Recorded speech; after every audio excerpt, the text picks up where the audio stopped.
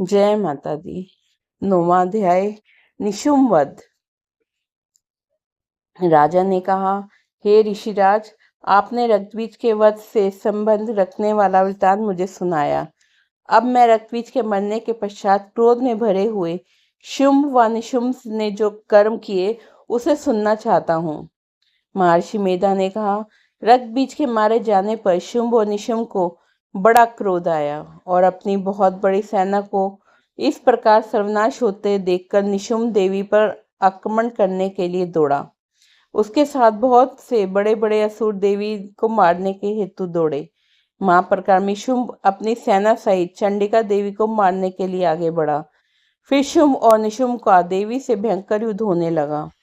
वे दोनों असुर इस प्रकार देवी पर बाण फेंकने लगे जैसे मेघों से वर्षा होती है। उन दोनों के चलाए हुए बाणों को देवी ने अपने बाणों से काट डाला और अपने शस्त्रों को की वर्षा से उन दोनों दैत्यों को घायल कर दिया। निशुम्भ ने भी तीक्ष्ण तलवार और चमकती हुई ढाल लेकर देवी के सींग पर आक्रमण किया। अपने वाहन को चोट पहुंचती हुई देखकर देवी ने अपने श्रुप नामक बाण से निशुम्भ की तलवार व ढाल दोनों को ही काट डाला।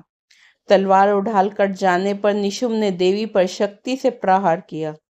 देवी ने अपने चक्र से उसके 2 टुकड़े कर दिए। फिर क्या था, दैत्य क्रोध के मारे जल भुन गया और उसने देवी को मारने के लिए उनकी ओर शूल फेंका, किंतु देवी ने अपने मुक्के से उसे चूर चूर कर डाला। फिर उसने देवी पर गदा से प्रहार किया।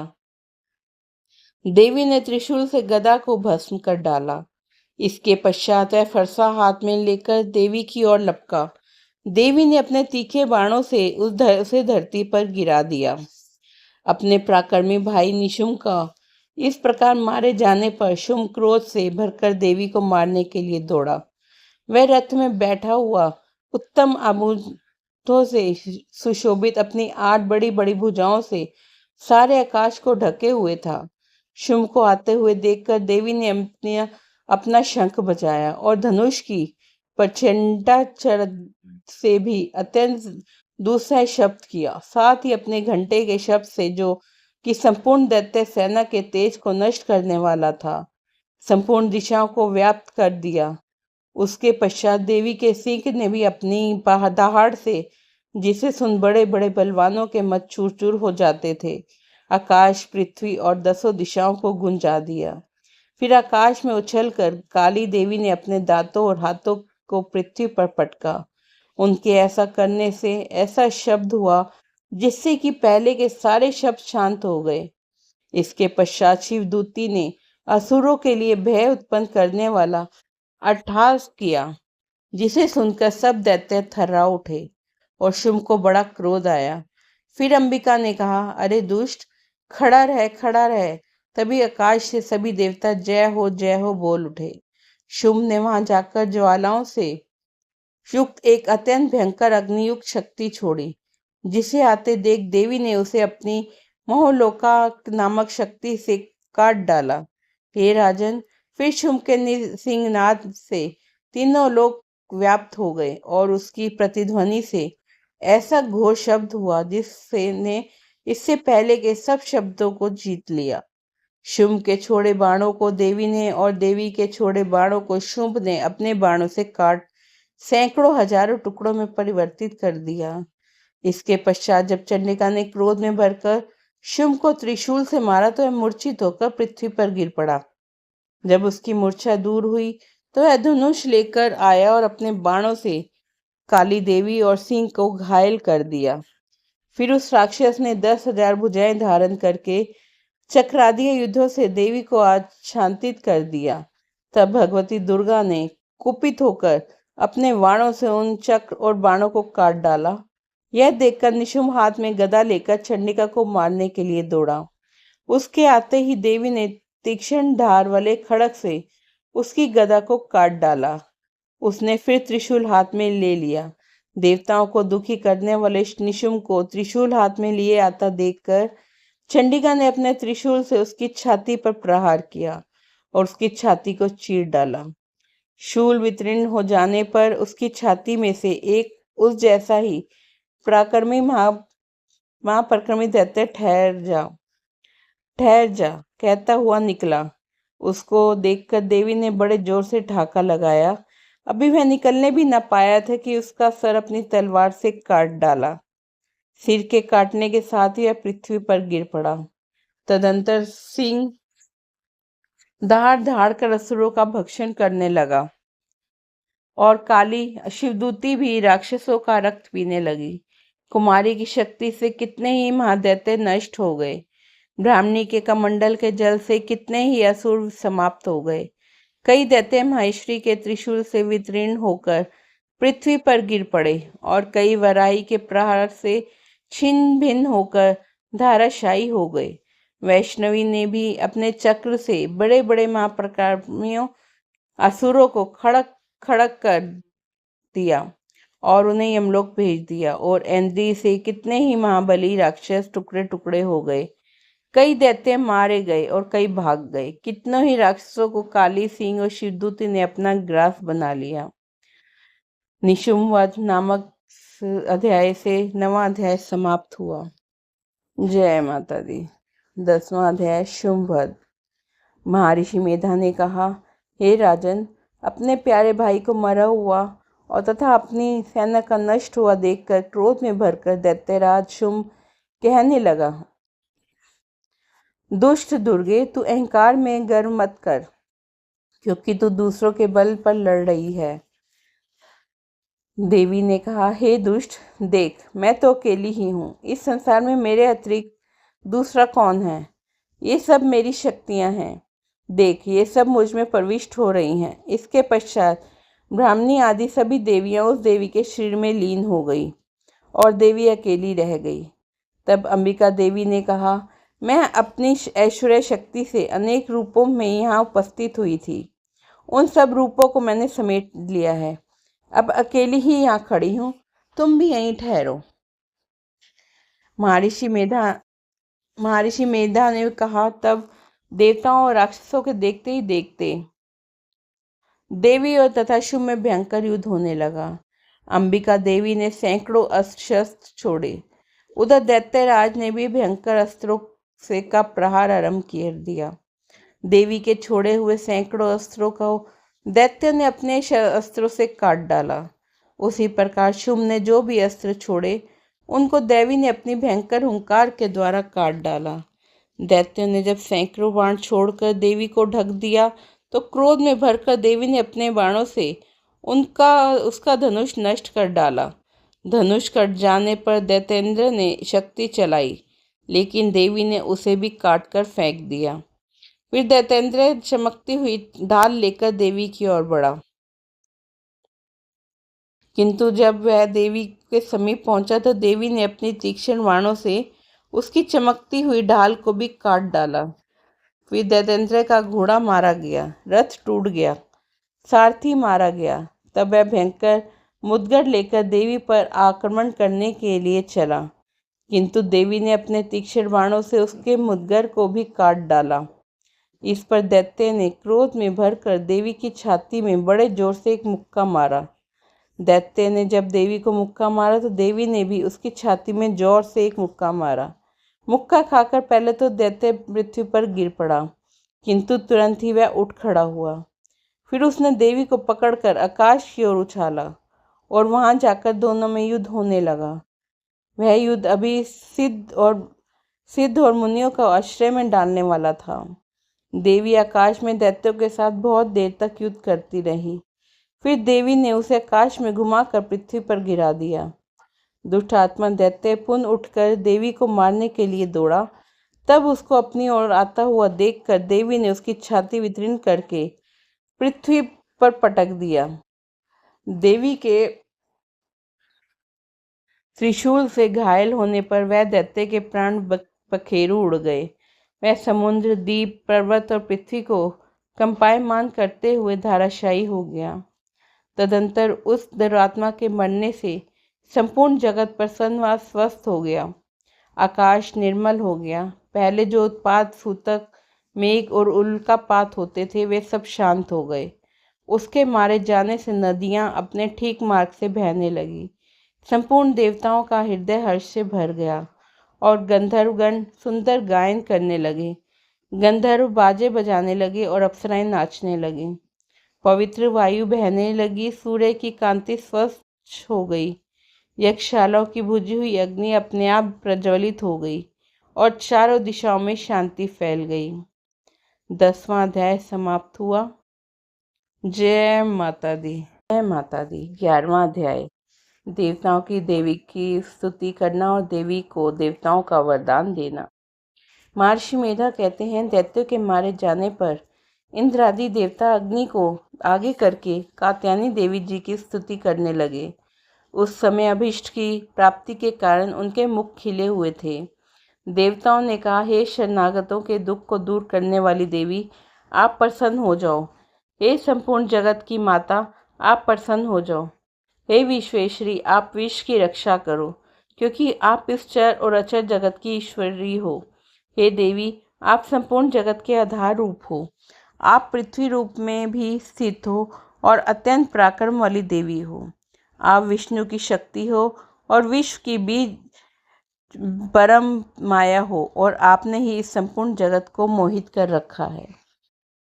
आपके प्रसन्न होने पर ही यह पृथ्वी मोक्ष को प्राप्त होती है।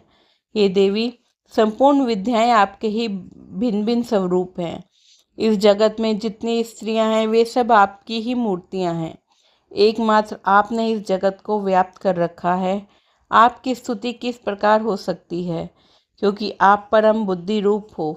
आप संपूर्ण प्राणी रूप और स्वर्ग और मुक्ति देने वाली हो। अतः आप रूप में आपकी स्तुति की गई है। आपकी स्तुति के लिए इससे बढ़कर और क्या कथन हो सकता है।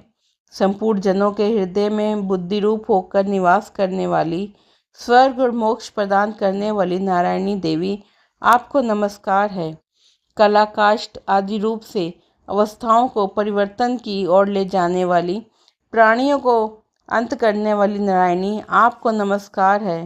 हे नारायणी, संपूर्ण मंगल के मंगल रूप वाली, हे शिवे, हे संपूर्ण प्रयोजनों को सिद्ध करने वाली, हे शरणागत वत्सला, तीनों नेत्रों वाली गौरी, आपको नमस्कार है। सृष्टि, स्थिति और संहार की शक्तिभूता सनातनी देवी, गुणों को आधार और सर्व सुखमयी नारायणी, आपको नमस्कार है।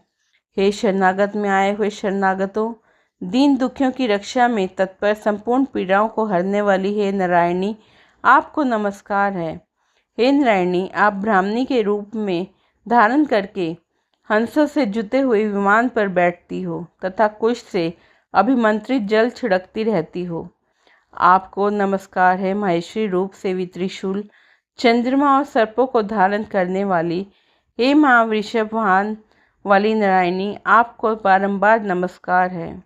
मोरों तथा क्रूटों से घिरे रहने वाली, महाशक्ति को धारण करने वाली, हे कुमारी रूप धारणी निष्पाप नारायणी, आपको नमस्कार है।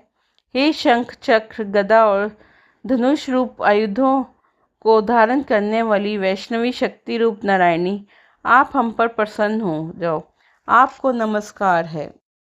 हे दांतों पर पृथ्वी धारण करने वाली वराही रूपनी कल्याणमयी नारायणी, आपको नमस्कार है। हे उग्र नरसिंह रूप में दैत्य को मारने वाली, त्रिभुवन की रक्षा में संलग्न रहने वाली नारायणी, आपको नमस्कार है। हे मस्तक पर किरीट और हाथ में महावज्र धारण करने वाली, सहस्त्र नेत्रों के कारण उज्ज्वल, वृद्धासुर के प्राण हरने वाली इंद्रिय शक्ति, हे नारायणी, आपको नमस्कार है। हे शिवदूत, तीर स्वरूप से दैत्य के महामत को नष्ट करने वाली, हे घोर रूप वाली, हे महाशब्द वाली, हे नारायणी, आपको नमस्कार है। दानों के कारण विकराल मुख वाली, मुंडमाला से विभूषित मुंडमणि चामुंडा रूपा नारायणी, आपको नमस्कार है। हे लक्ष्मी, लज्जा, महाविद्या, श्रद्धा, पुष्टि, स्वधा, ध्रुवा, महारात्रि तथा महाविद्या रूपा नारायणी, आपको नमस्कार है। हे मेधा, सरस्वती, सर्वोत्कृष्ट ऐश्वर्य रूपणी पार्वती, महाकाली, नियंता तथा ईश्वर रूपणी नारायणी, आपको नमस्कार है। हे स्वरूप सर्वेश्वरी, सर्वशक्तियुक्त देवी, हमारी भय से रक्षा करो। आपको नमस्कार है। एक कात्यायनी, तीनों नेत्रों से विभूषित ये तेरा सौम्य मुख सब तरह के डरों से हमारी रक्षा करे। आपको नमस्कार है। ये भर्तकाली ज्वालाओं के समान भयंकर अतिरुग्र का एवं संपूर्ण असुरों को नष्ट करने वाला आपका त्रिशूल भय से हमारी रक्षा करे। आपको नमस्कार है हे देवी, जो आपने शब्द से जगत को पूरित करके दैत्यों के तेज को नष्ट करता है। वह आपका घंटा इस प्रकार हमारी रक्षा करे, जैसे कि माता अपने पुत्रों की रक्षा करती है। ये चंडिके, असुरों के रक्त और चर्बी से रंगी हुई जो आपकी तलवार है, वह हमारा मंगल करे। हम आपको नमस्कार करते हैं। हे देवी, आप जब प्रसन्न होती हो तो संपूर्ण रोगों को नष्ट कर देती हो, और जब रुष्ट हो जाती हो तो संपूर्ण मनोवांछित कामनाओं को भी नष्ट कर देती हो।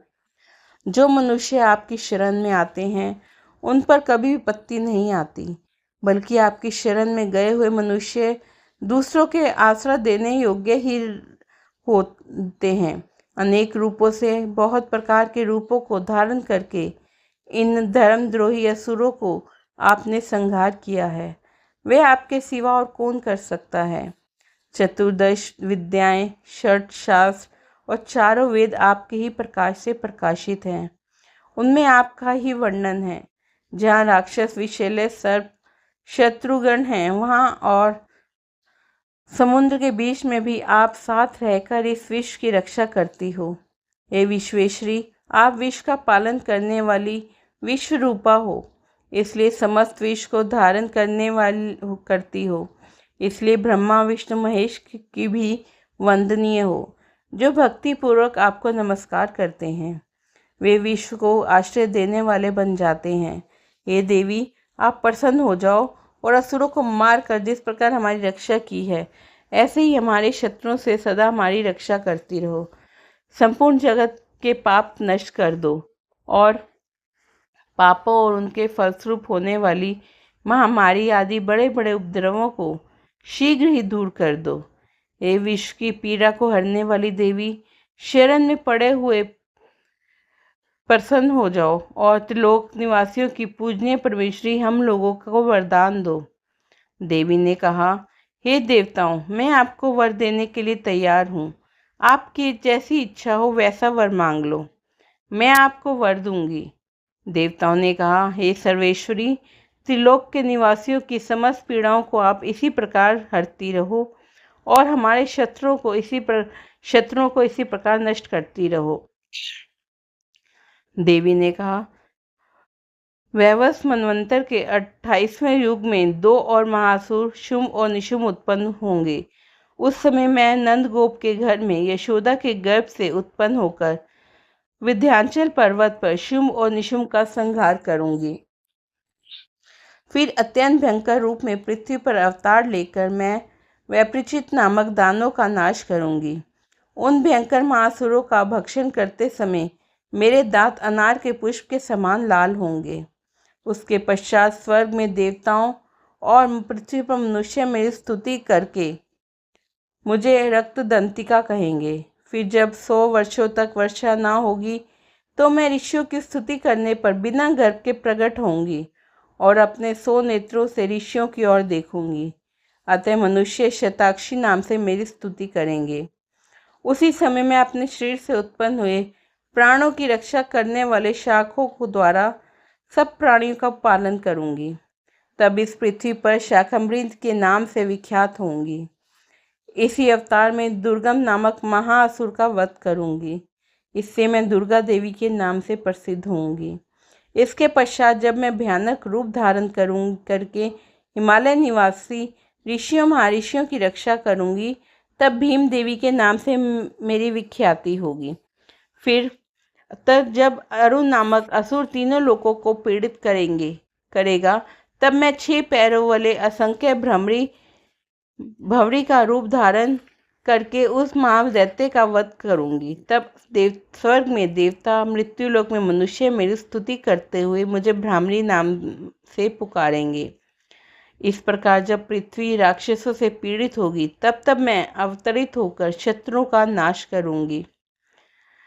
देवी स्तुति से 11वां अध्याय समाप्त हुआ। 12वां अध्याय देवी के चरित्रों के पाठ का महात्म्य। देवी बोली, हे देवताओं, जो पुरुष इन स्त्रोतों द्वारा एकाग्रचित्त होकर मेरी स्तुति करेगा, उसके संपूर्ण कष्टों को मैं निसंदेह धर लूंगी। मधुकैटक के नाश, महिषासुर के वध और शुंभ और निशुंभ के वध की जो मनुष्य कथा कहेंगे, मेरे महात्म्य को अष्टमी, चतुर्दशी व नवमी के दिन एकाग्रचित्त मन से भक्ति पूर्वक सुनेंगे, उनको कभी कोई पाप न रहेगा। पाप से उत्पन्न हुई विपत्ति भी उनको ना सताएगी। उनके घर में दृढ़ता ना होगी और ना उनके प्रियजनों का विछोह ही होगा। उनको किसी प्रकार का भय ना होगा। इसीलिए प्रत्येक मनुष्य को भक्ति पूर्वक मेरे इस कल्याणकारक महात्म्य को सदा पढ़ना और सुनना चाहिए। मेरा यह महात्म्य महामारी से उत्पन्न हुए संपूर्ण उपद्रवों को एवं 3 प्रकार के उत्पादों को शांत कर देता है।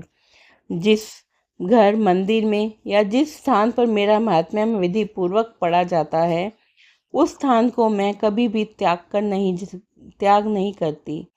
वहाँ सदा ही मेरा निवास रहता है। बलिदान, पूजा, होम तथा महोत्सवों में मेरा यह चरित्र उच्चारण करना तथा सुनना चाहिए। ऐसा हवन या पूजन मनुष्य चाहे जानकर या बिना जाने करे, मैं उसे तुरंत ग्रहण कर लेती हूँ। शरत काल में प्रत्येक वर्ष जो महान पूजा की जाती है, उस अवसर पर मनुष्य भक्ति पूर्वक मेरा यह महात्म्य सुनकर सब विपत्तियों से छूट जाता है, धन धान्य तथा पुत्रादि से संपन्न हो जाता है और मेरे इस महात्म्य व कथाओं इत्यादि को सुनकर मनुष्य युद्ध में निर्भय हो जाता है। महात्म्य के श्रवण करने वालों के शत्रु नष्ट हो जाते हैं, कल्याण की प्राप्ति होती है और उनका कुल आनंदित हो जाता है। सब कष्ट शांत हो जाते हैं, भयंकर स्वप्न देना और घरेलू दुख इत्यादि सब मिट जाते हैं। बाल गृहों में ग्रसित बालकों के लिए यह मेरा महात्म्य परम शांति को देने वाला है। मनुष्य में फूट पड़ने पर यह भली भांति मित्रता करवाने वाला है। मेरा यह महात्म्य मनुष्य को मेरे जैसी सामर्थ्य की प्राप्ति करवाने वाला है।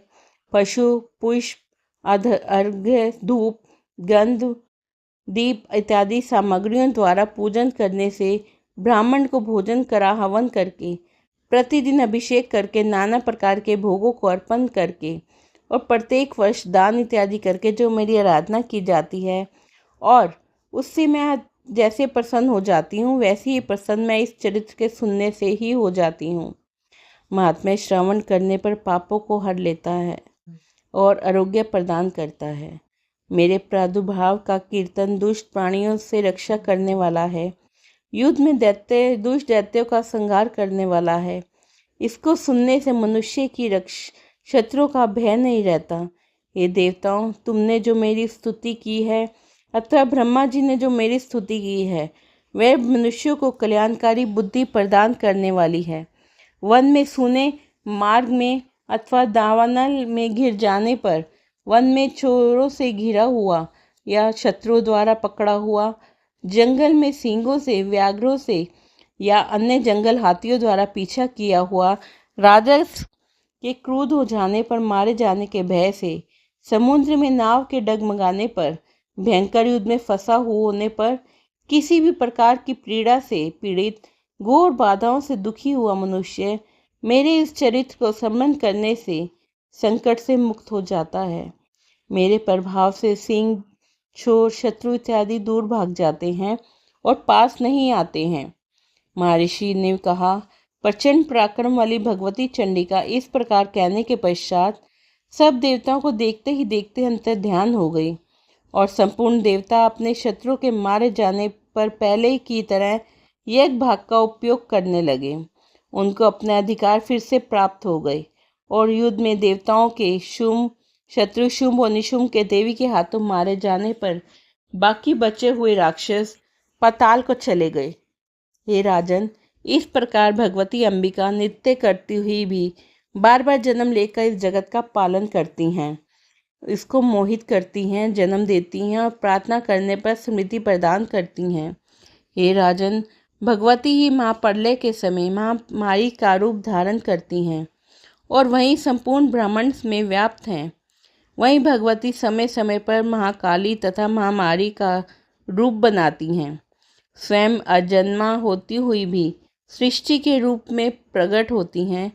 वे सनातनी देवी प्राणियों का पालन करती हैं और वहीं मनुष्य के अभ्युदय के समय घर में लक्ष्मी का रूप बनाकर स्थित हो जाती हैं तथा अभाव के समय दरिद्रता बनकर विनाश का कारण बन जाती हैं। पुष्प, धूप और गंध आदि से पूजन करके उनकी स्तुति करने से वे धन एवं पुत्र देती हैं, धर्म में शुभ बुद्धि और उत्तम गति प्रदान करती हैं।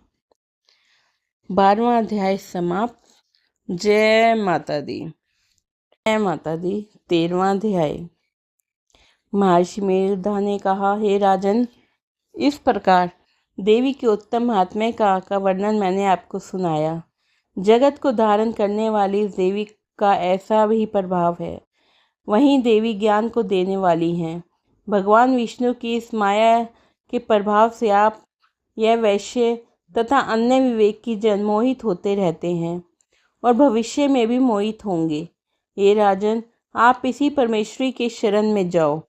यही देवी आराधना करने पर मनुष्य को भोग, स्वर्ग और मोक्ष प्रदान करती हैं। मार्कंडेय जी ने कहा, महर्षि मेधा की इस बात को सुनकर राजा सूरज ने उन उग्र व्रत वाले ऋषि को प्रणाम किया। राजा के राज्य के छिन जाने के कारण जो उनके मन में अत्यंत ग्लानि थी, उसे त्याग कर वह राजा और वैश्य तपस्या के लिए वन को चले गए। नदी के तट पर आसन लगाकर भगवती के दर्शनों के लिए तपस्या करने लगे। दोनों ने नदी के तट पर देवी की मूर्ति बनाई और पुष्प, धूप, दीप और तथा हवन द्वारा उनका पूजन करने लगे। पहले उन्होंने आहार को कम कर दिया, फिर बिल्कुल निराहार रहकर भगवती से मन लगाकर एकाग्रता पूर्वक उनकी आराधना करने लगे। वे दोनों अपने शरीर के रक्त से सिक्त देवी को बलि देते हुए 3 वर्ष तक लगातार भगवती की आराधना करते रहे। 3 वर्ष के पश्चात जगत का पालन करने वाली चंडिका ने उनको प्रत्यक्ष दर्शन देकर कहा, हे राजन, अपने कुल को प्रसन्न करने वाले वैश्य, तुम जिस वर की इच्छा रखते हो वह मुझसे मांगो। वह वर मैं तुमको दूंगी, क्योंकि मैं तुम पर अत्यंत प्रसन्न हूँ। मार्कंडेय जी कहते हैं, यह सुनकर राजा ने अगले जन्म में नष्ट न होने वाले अखंड राज्य और इस जन्म में बलपूर्वक अपने शत्रु को नष्ट करने के पश्चात अपने पुण्य राज्य प्राप्त करने के लिए भगवती से वरदान मांगा। वैश्य ने, जिसका चित्त संसार की ओर से विरक्त हो चुका था, अतः भगवती से अपनी ममता तथा अहंकार रूप आसक्ति को नष्ट कर देने वाले ज्ञान को देने के लिए कहा। देवी ने कहा, हे राजन, तुम शीघ्र ही अपने शत्रु को मारकर पुनः अपना राज्य प्राप्त कर लोगे। तुम्हारा राज्य स्थिर रहने वाला होगा। फिर मृत्यु के पश्चात तुम सूर्य देव के अंश से जन्म लेकर सवर्णी मनु के नाम से इस पृथ्वी पर ख्याति को प्राप्त होगे। हे वैश्य, कुल में श्रेष्ठ जन, तुमने जो वर मुझसे मांगा है वह वर देती हूँ। तुमको मोक्ष देने वाले ज्ञान की प्राप्ति होगी। मार्कंडेय जी कहते हैं, इस प्रकार उन दोनों को मनवांछित वर प्रदान कर तथा उनसे अपनी स्तुति सुनकर भगवती अंतर्ध्यान हो गई और इस प्रकार क्षत्रियों में श्रेष्ठ वह राजा सूरज भगवान सूर्य देव से जन्म लेकर इस पृथ्वी पर स्वर्ण मनु के नाम से विख्यात हुए। जय माता दी। ये था श्री दुर्गा सप्तशती के 13वें अध्याय का संपन्न होता है। जय माता दी।